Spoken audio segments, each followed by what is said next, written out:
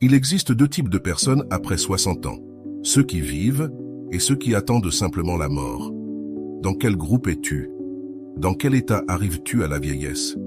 Ce n'est pas une question de chance, ni de génétique, ni de croiser les doigts en espérant que tout se passe de la meilleure manière possible. C'est une question d'habitude, oui, de ces petites choses quotidiennes que tu répètes sans t'en rendre compte et qui te font plus de mal que tu ne l'imagines. Cette vidéo n'est pas là pour caresser ton ego, elle est là pour te secouer. Parce que si tu as déjà dépassé les 60, 70 ou 80 ans, il ne te reste plus de temps pour continuer à te mentir. Aujourd'hui, nous allons parler de ce qui te vieillit réellement, à l'intérieur comme à l'extérieur. De l'usure physique, émotionnelle et mentale que tu traînes à cause de tes propres décisions. Nous allons passer en revue les 11 mauvaises habitudes qui te volent ta vie sans que tu le remarques, du stress qui te consume à l'intérieur jusqu'à cette habitude de t'oublier toi-même en essayant de sauver tout le monde. Reste jusqu'à la fin, car les 3 derniers points sont essentiels. Tu dois absolument les changer pour améliorer ta qualité de vie dans cette étape dorée de ta vie. Alors, tiens-toi bien, car ce top va te faire mal, mais il peut aussi t'ouvrir les yeux. Et si tu as un minimum de courage, peut-être que cela t'encouragera à changer. Sans plus d'introduction, passons au point numéro 11 de ce top. Et c'est celui-ci, toujours vouloir aider tout le monde. Je vais te le dire clairement, si tu vis pour sauver tout le monde, tu vas te noyer en premier. Oui, ça peut paraître dur, mais ce qui est encore plus dur, c'est la fatigue que tu accumules. Tu es là pour tout le monde, toujours.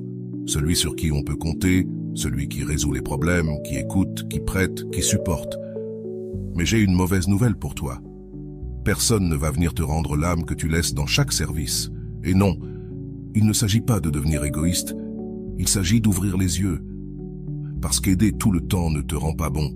Ça fait de toi une cible facile pour qu'on t'utilise, qu'on t'épuise et qu'on te laisse tomber quand tu n'as plus rien à donner. Savais-tu ce qui vieillit vraiment?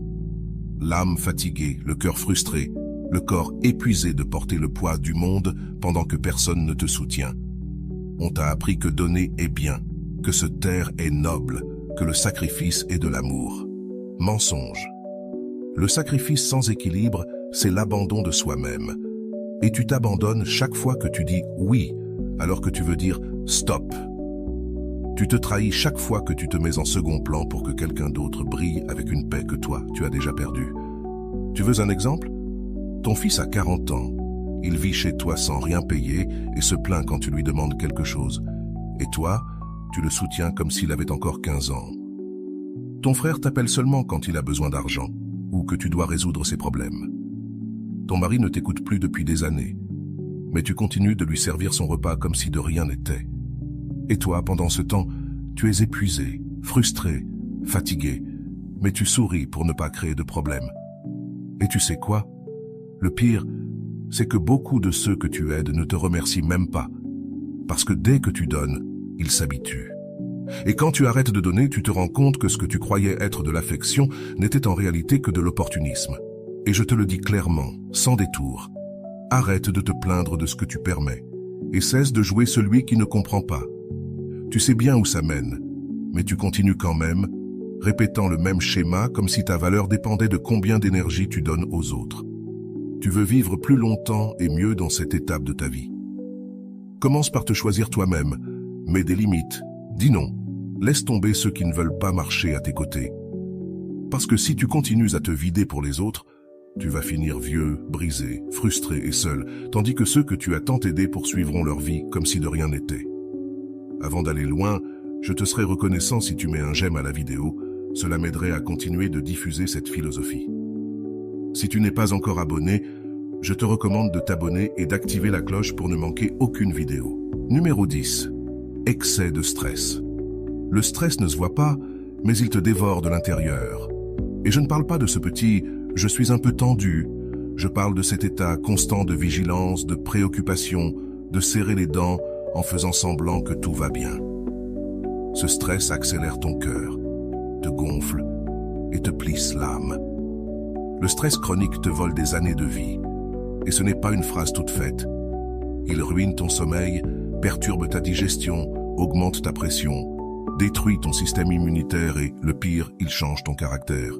Tu deviens plus irritable, plus anxieux, plus amer, et tu ne t'en rends même pas compte. Tu deviens quelqu'un que même toi, tu ne veux plus supporter. Tu veux un exemple réel? Tu es obsédé par tout, que ton fils ne perde pas son travail, que les petits-enfants aillent bien, que la maison soit impeccable, que tout le monde soit bien. Et toi, dans tout ça, quand vas-tu être bien? Jamais, parce que le stress t'a capturé dans une roue qui ne s'arrête pas, mais qui ne te mène nulle part. Ton mari te parle mal et tu te tais. Ta fille te demande un énième service et tu dis oui, bien que tu sois au bord de l'épuisement. Ton frère te met dans des ennuis qui ne te concernent même pas, et tu les prends sur toi de toute façon. Résultat, un corps tendu, une tête pleine de bruit et un cœur qui se durcit chaque jour. Parce que le stress ne te rend pas seulement malade, il te vieillit brutalement. Il te prend ta vitalité, il efface ton sourire, il te transforme en une personne fatiguée, tendue, sans éclat. Tu veux vivre plus longtemps? Ralentis, lâche ce que tu ne peux pas contrôler. Apprends à dire « cela ne me concerne pas », réagis. Le monde ne va pas s'arrêter parce que tu ne sais pas ce que tu veux. Et si tu passes ton temps à dire « je n'ai pas de temps pour moi », arrête de te mentir.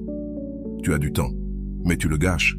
Tu le donnes en préoccupations qui ne t'appartiennent pas, en drames des autres, en exigences que tu n'as pas demandées. Parce que si tu continues à absorber les problèmes des autres, si tu continues à t'imposer des exigences comme si ta valeur dépendait de ce que tu fais pour les autres, tu vas te briser. Et personne ne sera là pour réparer les morceaux. Le stress tue en silence. Il ne laisse pas de marque visible, mais il te ronge de l'intérieur. Et si tu ne fais rien aujourd'hui, ton corps te le fera payer avec intérêt demain. Numéro 9. Pensez toujours négativement. Pourquoi toujours voir le verre à moitié vide? Je vais te dire quelque chose qui ne va pas te plaire, mais que tu dois entendre. Ta façon de penser ruine ta vie plus que n'importe quelle maladie. Et non, je ne parle pas de ces jours où tu n'es pas bien. Je parle de cette habitude malsaine de toujours voir le pire dans tout. Tu vis en attendant que tout tourne mal, tu doutes de tout, tu te méfies de tout, tu imagines des drames qui ne sont même pas arrivés. Tu te réveilles et tu es déjà de mauvaise humeur pensant à ce qui pourrait mal se passer aujourd'hui. Et ça te vieillit, ça t'amortit, ça t'éteint, parce que ta tête devient un endroit sombre. Et quand l'esprit devient une prison, le corps suit. Tu veux un exemple réel? Ton fils te dit qu'il commence quelque chose de nouveau, et tu lui réponds « Et si ça ne marche pas ?» Ton petit enfant veut partir en voyage et tu lui dis « Fais attention, c'est dangereux ». Ton partenaire te propose de sortir et toi tu penses « À quoi bon? Je vais sûrement avoir mal quelque part » ou « Le temps est moche ». Ce n'est pas de la prudence, c'est de la peur. C'est de la négativité. Et cette énergie, tu la respires toi-même et tous ceux qui t'entourent. Et après, tu te demandes pourquoi personne ne vient te chercher, pourquoi tout te pèse, pourquoi rien ne te satisfait. Savais-tu combien d'opportunités tu tues à penser comme ça? Combien de gens s'éloignent parce qu'ils n'en peuvent plus de ton nuage gris? Combien de fois as-tu saboté ton propre bonheur sans t'en rendre compte? Et non, ce n'est pas qu'il n'y a pas de problème, bien sûr qu'il y en a. Mais si tu te concentres toujours sur ce qui va mal, tu vivras dans un trou même s'il fait beau dehors. Tu veux vivre plus longtemps? Tu veux te sentir mieux? Commence par ta tête, change la manière dont tu parles, dont tu penses, dont tu réagis. Oui, c'est difficile, mais tu sais ce qui est encore plus difficile? Vivre des années à traîner avec une attitude qui empoisonne chaque moment qui pourrait te faire du bien. Et voici une vérité qui va te faire mal. Arrête de te dire « mais ». Ces « mais » sont ce qui te maintient dans la stagnation. Et oui, je te dis aussi cela. Tu n'es pas spécial simplement parce que tu souffres. Arrête de te lamenter et surmonte-le. Parce que si tu n'oses pas voir la vie avec d'autres yeux, tu vas continuer à répéter le même gris tous les jours, même si dehors il y a de la couleur. La négativité est un poison lent, tu le bois tous les jours sans t'en rendre compte et tu es en train de te détruire. Alors arrête de toujours voir le verre à moitié vide. Parce que si tu n'es pas capable de voir ce que tu as, même si ta vie change, tu vas rester amer de toute façon. Numéro 8. Ne pas bouger. Avoir une vie sédentaire. Tu veux vieillir vite, te sentir lourd, perdre ta force, tomber malade et dépendre des autres? Alors continue de rester assis toute la journée, immobile, éteint, en laissant ton corps s'oxyder comme une machine abandonnée. Parce que c'est la vérité. Quand tu arrêtes de bouger, tu commences à mourir. D'abord, se meurent les envies, puis l'énergie, Ensuite, l'indépendance. Et un jour, tu te réveilles et tu ne peux même plus lasser tes chaussures sans que ça te fasse mal. Peu importe si tu as 60, 70 ou 80 ans, ce qui te détruit, ce n'est pas l'âge, c'est le manque de mouvement. Et non, tu n'as pas besoin de courir un marathon, tu as juste besoin de te lever, de marcher, de t'étirer, d'utiliser ton corps comme ce qu'il est, un outil de vie, pas une statue décorative. Tu veux un exemple? Ton mari est toute la journée devant la télévision et toi tu pries sur le canapé en prétextant « je suis déjà vieux ». On te propose de sortir et tu réponds « oh non, mon genou me fait mal ». Bien sûr que ça te fait mal si tu ne l'utilises jamais.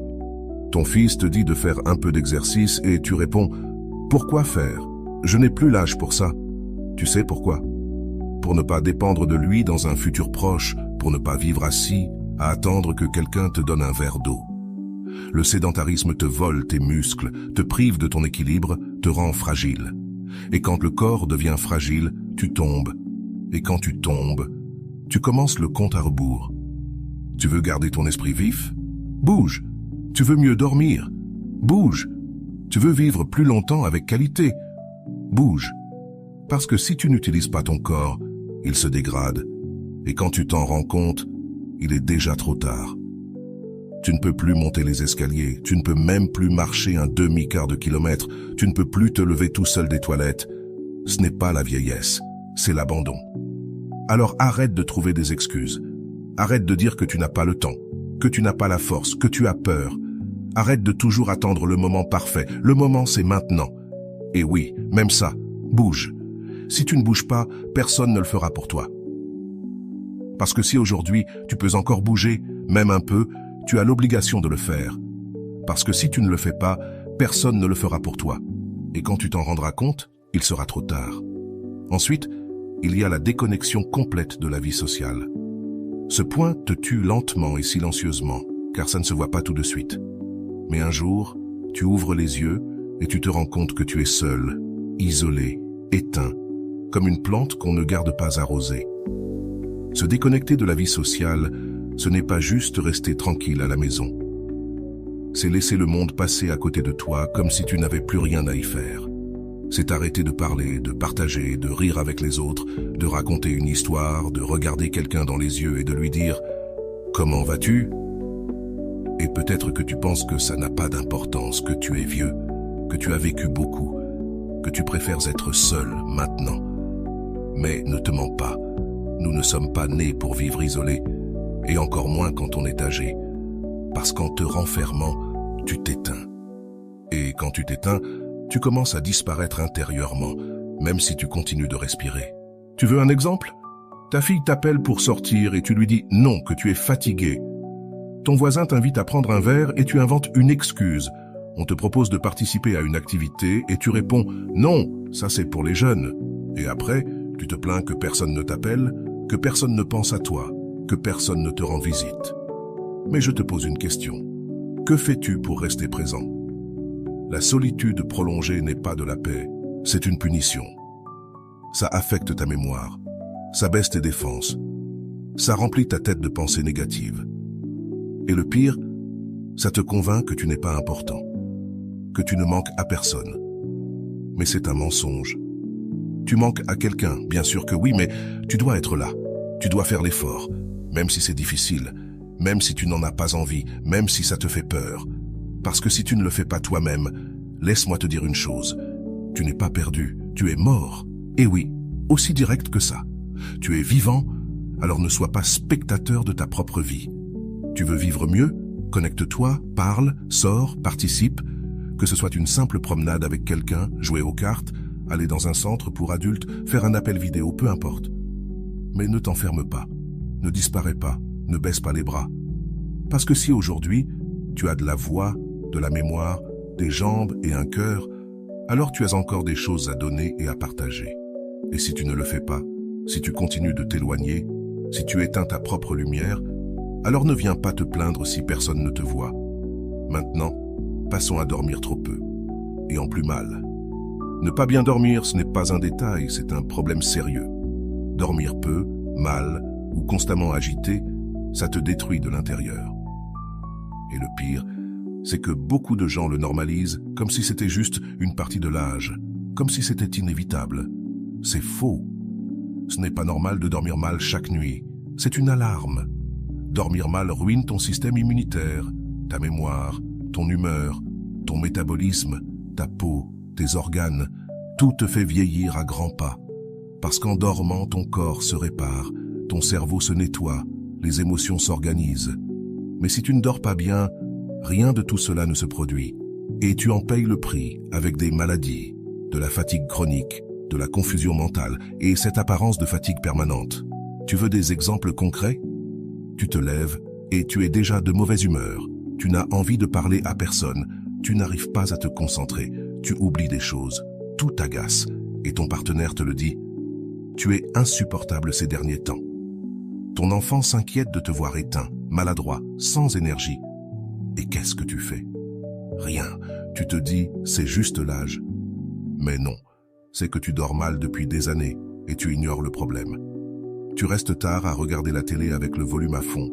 Tu t'endors avec ton téléphone dans les mains, la tête pleine de soucis qui ne te concernent même pas. Tu te réveilles 3 ou 4 fois pendant la nuit et tu ne fais rien pour résoudre ça. Arrête avec tes peurs.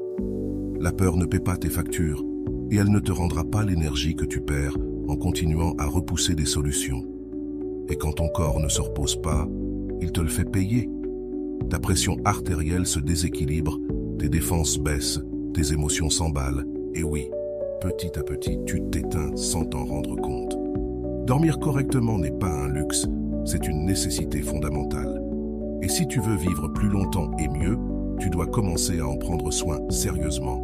Consulte un médecin, change tes habitudes, réduis le stress, établis une routine. Arrête de tergiverser, fais-le ou arrête de parler. Parce que si tu ne te reposes pas, tu ne fonctionnes pas. Et si tu ne fonctionnes pas, tu deviens un fardeau pour toi-même et pour tous ceux qui t'entourent. Finalement, ne pas aller chez le médecin, c'est une vraie bombe à retardement. Ne pas y aller, laisser passer, faire comme si de rien n'était. Cacher les symptômes avec une vieille pilule ou en disant « ça va passer tout seul ». C'est un mensonge, ça ne passera pas. Et si ça passe aujourd'hui, demain ça reviendra pire. Tu sais pourquoi? Parce que ton corps te donne toujours des signes.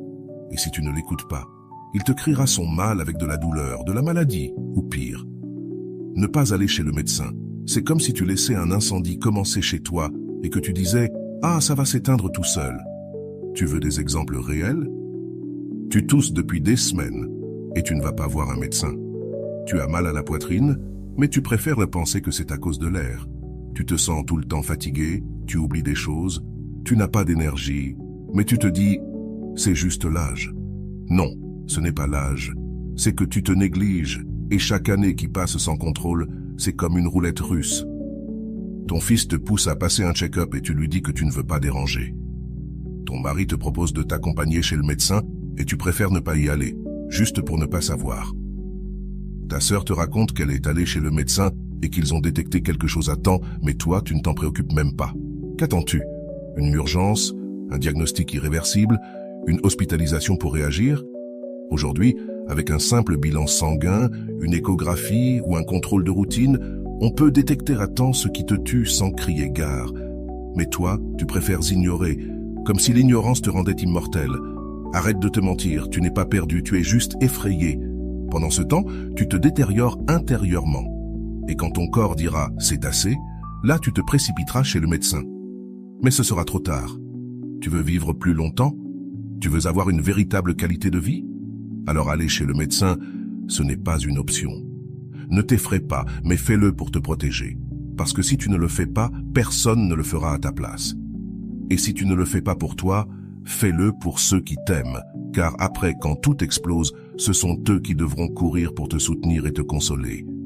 Alors oui, déclare-le à haute voix si nécessaire. Arrête de te dire que si tu ne te bats pas pour toi-même, qui le fera? Numéro 4.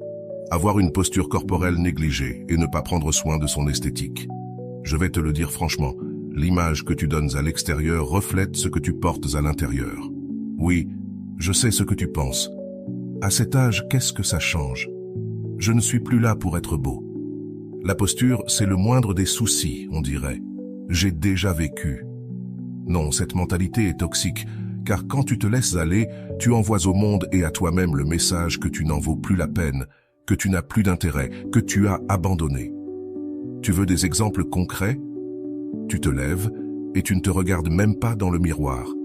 Tu t'habilles avec ce que tu as trouvé sur la chaise. Tu traînes dans la maison, les épaules affaissées, le dos courbé, le regard perdu. Tu croises quelqu'un dans la rue et tu baisses les yeux comme si tu voulais disparaître. Puis, tu te demandes pourquoi tu te sens invisible. Tu sais pourquoi. Parce que tu es en train de t'éteindre sans t'en rendre compte. La posture parle. Un corps courbé, lent, avec la tête basse et les bras croisés, cela transmet la défaite. Peu importe ton âge, si tu marches comme si tu n'avais pas le droit d'occuper de l'espace, le monde te traitera aussi ainsi. L'esthétique, ce n'est pas forcément se maquiller comme à 20 ans ou s'habiller à la mode. Non, je te dis de prendre soin de toi, de te coiffer, de choisir des vêtements que tu aimes, de mettre du parfum, de te regarder dans le miroir et de te dire « Regarde, je suis encore là, j'ai encore une présence. » Parce que si tu ne prends pas soin de toi, si tu ne t'accordes pas de valeur, si tu ne te respectes pas devant le miroir, ne t'étonne pas si personne d'autre ne le fait. Tu as un partenaire et ça ne te donne pas le droit de te laisser aller. Tu as des enfants grands et cela ne signifie pas que tu n'as plus de raison de bien paraître. Tu dois te faire belle ou beau pour toi-même parce qu'au moment où tu te soignes, où tu te redresses, où tu lèves le regard, quelque chose change. Tu te sens plus fort, plus vivant, plus présent. Et ça, ce n'est pas de la superficialité, c'est de l'estime de soi, de la dignité. Tu veux vivre mieux et plus longtemps? Prends soin de la façon dont tu te présentes au monde. Soigne ta posture, ton image, parce que ça fait aussi partie de ta santé. Et si tu ne te respectes pas, personne d'autre ne le fera à ta place. Écoute bien. Je vais maintenant te révéler les 3 derniers comportements que tu dois éliminer immédiatement de ta vie si tu veux vivre pleinement ta vieillesse. Mais avant tout, si tu es arrivé jusqu'ici, laisse-moi un commentaire en me disant d'où tu regardes cette vidéo. Je t'encourage à t'abonner si tu fais encore partie de notre communauté et à laisser un « j'aime ». Ça m'aide beaucoup, alors n'oublie pas. Pause la vidéo une seconde et commente-moi de quel pays tu regardes. Maintenant, passons aux 3 habitudes à abandonner si tu veux vivre une vie pleine et heureuse. Numéro 3. Abuser du sucre et des aliments transformés. Écoute bien, la malbouffe te tue lentement, à petit feu, sans bruit, sans que tu t'en rendes compte. Mais elle te tue quand même, et tu le sais, tu le sens. Après avoir mal mangé, tu te sens plus lourd, plus lent, plus gonflé, mais tu continues quand même parce que c'est bon, parce que c'est plus facile, parce que, de toute façon, à cet âge, arrête avec cette mentalité suicidaire. Le sucre et les aliments ultra transformés sont des poisons que tu consommes tous les jours. Et peu importe que tu aies toujours mangé comme ça, ton corps n'a plus la même résistance. Chaque cochonnerie que tu ingères te coûte plus cher et plus vite. Tu veux des exemples réels? Tu prends des biscuits sucrés tous les matins, tu mets 2 cuillères à soupe de sucre dans ton café, tu déjeunes avec des charcuteries, du pain blanc, quelque chose de rapide sorti du congélateur. L'après-midi, tu manges une pâtisserie ou un paquet de snacks. Le soir, c'est pareil, des pâtes instantanées, des sauces pleines de conservateurs, de la soda pour faire passer le tout. Et après, tu te plains, « Je suis gonflé, je n'ai pas d'énergie, mon taux de sucre est trop élevé, j'ai mal au ventre. » Mais que pensais-tu en traitant ton corps comme une poubelle? Tu ne peux pas t'attendre à ce qu'il fonctionne comme une machine parfaite, et ne parlons même pas des effets sur ta peau, tes organes, ton cœur, ton cerveau. Oui, ton cerveau aussi, car trop de sucre et de produits transformés te brouillent l'esprit, te rendent plus irritable, te donnent des baisses de morale, tu deviens quelqu'un de moins motivé, lent, sans énergie, et tu n'associes même pas ça à ce que tu manges. Tu as un enfant qui t'achète des croissants tous les jours parce que tu les aimes, ou un partenaire qui te dit « un petit plaisir, ça ne fait pas de mal ». Des amis qui se retrouvent pour un goûter comme si c'était un rituel de sucre et de farine. Eh bien, il est temps de dire stop.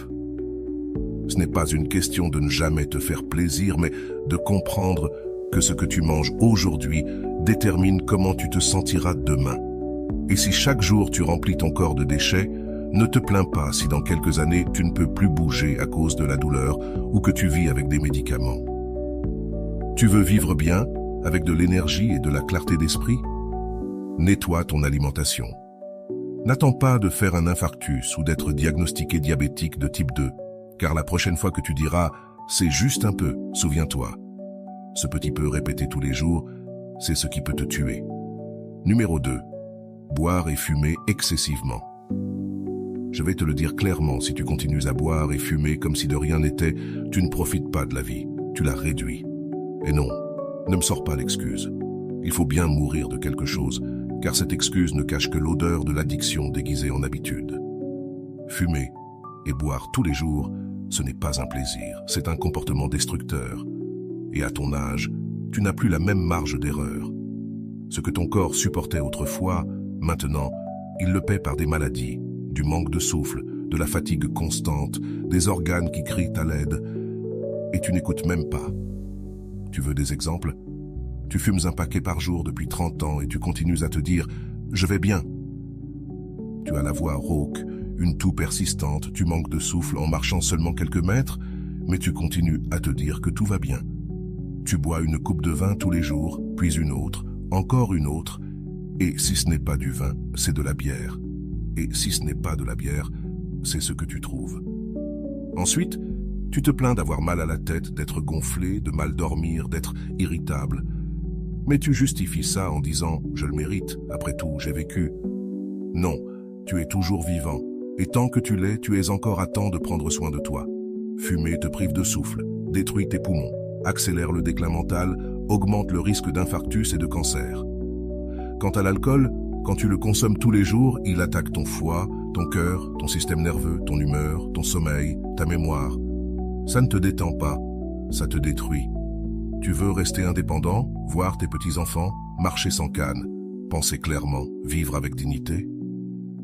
Alors arrête de t'empoisonner tous les jours. Ton fils te dit d'arrêter. Ta petite fille s'inquiète de te voir toujours avec un verre à la main.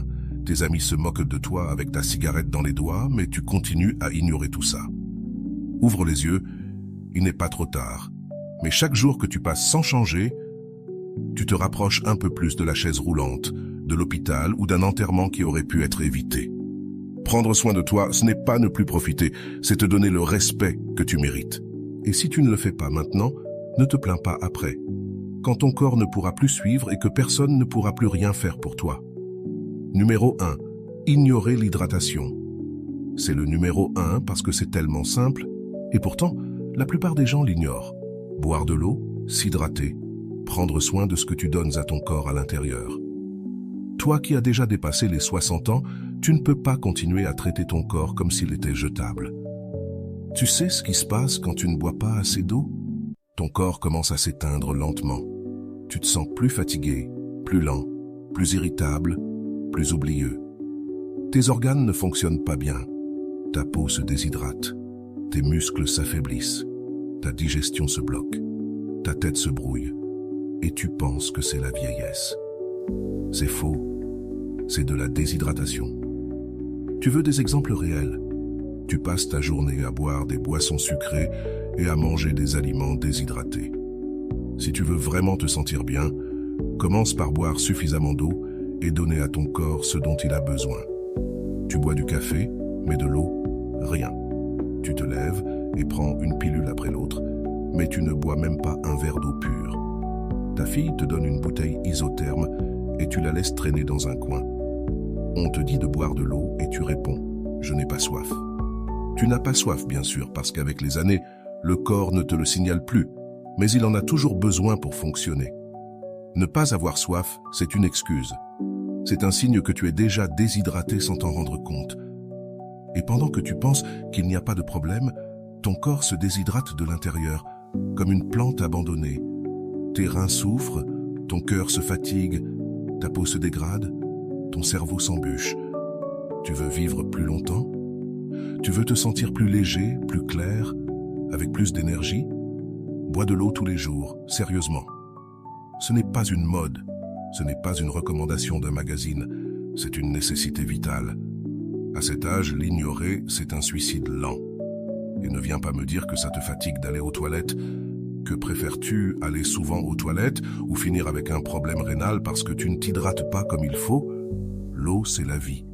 Et si tu ne donnes pas d'eau à ton corps, tu choisis de mourir plus vite. C'est aussi simple que ça, aussi dur que ça, aussi réel que ça. Maintenant que tu sais quelles sont les habitudes qui te font vieillir, j'aimerais entendre ta voix. Lequel de ces points te semble familier? Comment vis-tu ta vie aujourd'hui? Laisse-moi un commentaire ci-dessous. J'aimerais beaucoup connaître ton expérience et savoir ce que tu en penses. Et si cette vidéo t'a plu, tu dois absolument voir celle-ci que je te laisse ici pour continuer à te nourrir de sagesse à cette belle étape de la vie.